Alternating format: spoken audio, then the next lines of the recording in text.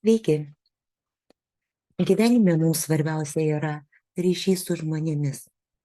Nuo to labai dažnai priklauso, kaip jaučiamės apskritai gyvenime.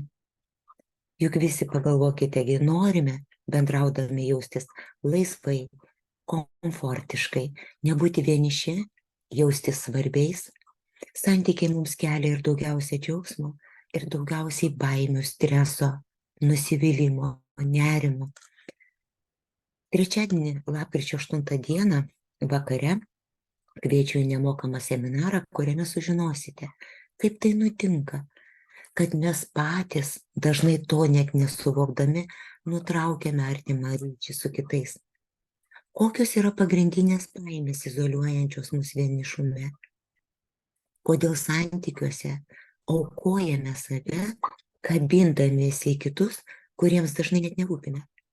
Ir nuo ko vertėtų pradėti kurti sveiką santykį su savimi ir kitais? Seminarą vesiu aš, psichoterapeutė Danguolė Krupovnickienė. Laukiu jūsų, nes tai yra viena svarbiausių temų gyvenime. Iki.